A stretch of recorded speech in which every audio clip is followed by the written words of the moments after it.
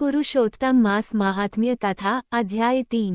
ऋषिगण बोले, हे महाभाग, नर के मित्र नारायण नारद के प्रति जो शुभ वचन बोले वह आप विस्तार पूर्वक हमसे कहें। सूत जी बोले, हे द्विज सत्तमो, नारायण ने नारद के प्रति जो सुंदर वचन कहे वह जैसे मैंने सुने हैं वैसे ही कहता हूँ, आप लोग सुने। नारायण बोले, हे नारद, पहले महात्मा श्री कृष्णचंद्र ने राजा युधिष्ठिर से जो कहा था वह मैं कहता हूँ, सुनो। एक समय धार्मिक राजा अजातशत्रु युधिष्ठिर छल प्रिया धृतराष्ट्र के दुष्ट पुत्रों द्वारा द्यूतक्रीड़ा में हार गए। सबके देखते देखते अग्नि से उत्पन्न हुई धर्मप्रायणा द्रौपदी के बालों को पकड़कर दुष्ट दुशासन ने खींचा और खींचने के बाद उसके वस्त्र उतारने लगा। तब भगवान कृष्ण ने उसकी रक्षा की। पीछे पांडव राज्य को त्याग काम्यक वन को चले गए। वहां अत्यंत क्लेश से युक्त वे वन के फलों को खाकर जीवन बिताने लगे। जैसे जंगली हाथियों के शरीर में बाल रहते हैं, इसी प्रकार पांडवों के शरीर में बाल हो गए।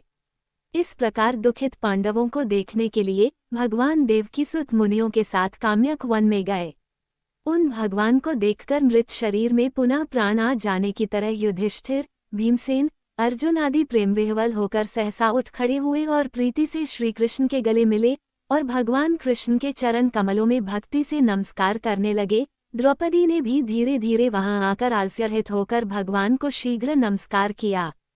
उन दुखित पांडवों को मृग के चर्म के वस्त्रों को पहने देख और समस्त शरीर में धूल लगी हुई, रूखा शरीर, चारों तरफ बाल बिखरे हुए, द्रौपदी को भी उसी प्रकार दुर्बल शरीर वाली और दुखों से घिरी हुई देखा। इस तरह दुखित पांडवों को देखकर वे अत्यंत दुखी हुए। भक्तवत्सल भगवान धृतराष्ट्र के पुत्रों को जला देने की इच्छा से उन पर क्रुद्ध हुए।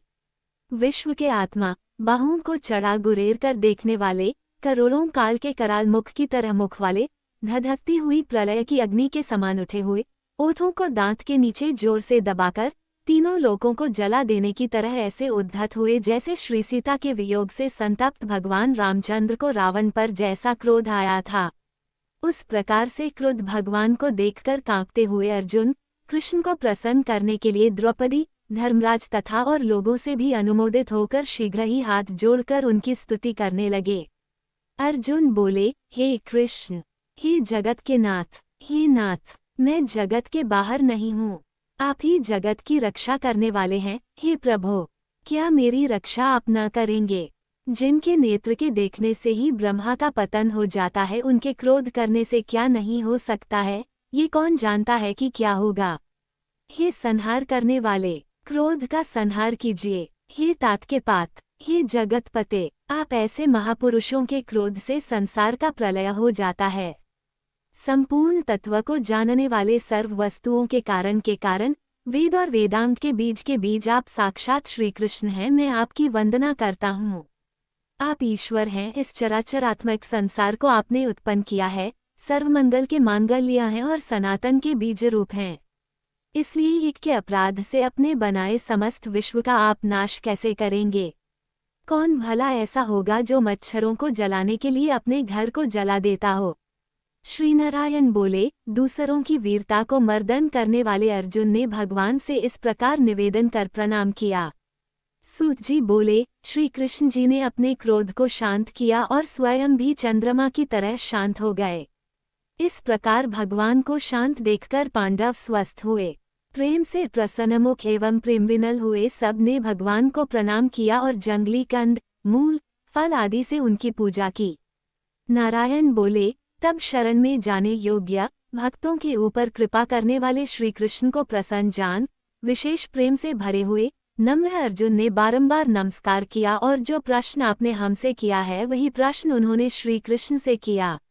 इस प्रकार अर्जुन का प्रश्न सुनकर श्री कृष्ण क्षणमात्र मन से सोचकर अपने सुहृदवर पांडवों को और व्रत को धारण की हुई द्रौपदी को आश्वासन देते हुए वक्ताओं में श्रेष्ठ श्री कृष्ण पांडवों से हितकर वचन बोले। श्री कृष्ण जी बोले, हे राजन, हे महाभाग, हे बीभत्सो, अब मेरा वचन सुनो। आपने ये प्रश्न अपूर्व किया है। आपको उत्तर देने में मुझे उत्साह नहीं हो रहा है।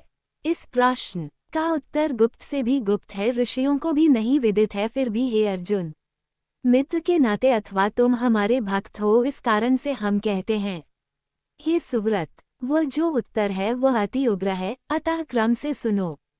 चैत्रादि जो 12 मास, निमेष, महीने के दोनों पक्ष, घड़ियां, प्रहर, त्रिप्रहर, 6 ऋतुएं, मुहूर्त, दक्षिणायन और उत्तरायण, वर्ष, चारों युग, इसी प्रकार परार्ध तक जो काल है, ये सब और नदी, समुद्र, तालाब, कुएं, बावली, गड़ियां, सोते, लता, औषधियों, वृक्ष, बांस आदि पेड़, वन की औषधियां, नगर, गांव, पर्वत, पुरियां, ये सब मूर्ति वाले हैं और अपने गुणों से पूजे जाते हैं। इनमें ऐसा कोई अपूर्व व्यक्ति नहीं है जो अपने अधिष्ठात्र देवता के बिना रहता हो। अपने अपने अधिकार में पूजे जाने वाले ये सभी फल को देने वाले हैं। अपने अपने अधिष्ठात्र देवता के योग के महात्म्य से ये सब सौभाग्यवान हैं। ये पांडुनंदन, एक समय अधिमास उत्पन्न हुआ। उस उत्पन्न हुए असहाय निंदित मास को सब लोग बोले कि यह मलमास सूर्य की संक्रांति से रहित है, अतः पूजने योग्य नहीं है। यह मास मलरूप होने से छूने योग्य नहीं है और शुभ कर्मों में अग्राह्य है। इस प्रकार के वचनों को लोगों के मुख से सुनकर यह मास निरुद्योग, प्रभारहित, दुख से घिरा हुआ, अति खिन्नमन, चिंता से ही ग्रस्तमन होकर व्यथित हृदय से मरणासन की तरह हो गया। फिर वह धैर्य धारण कर मेरी शरण में आया। हे नर, वैकुंठ भवन में जहाँ मैं रहता था वहाँ पहुँचा और मेरे घर में आकर मुझ परम पुरुषोत्तम को इसने देखा। उस समय अमूल्य रंतों से जटित सुवर्ण के सिंहासन पर बैठे मुझको देखकर यह भूमि पर साष्टांग दंडवत कर हाथ जोड़कर नेत्रों से बराबर आंसुओं की धारा बहाता हुआ धैर्य धारण कर गदवाणी से बोला। सूत जी बोले, इस प्रकार महामुनि बद्रीनाथ कथा कहकर चुप हो गए। तब नारायण के मुख से कथा सुन भक्तों के ऊपर दया करने वाले नारदमुनि पुनः बोले।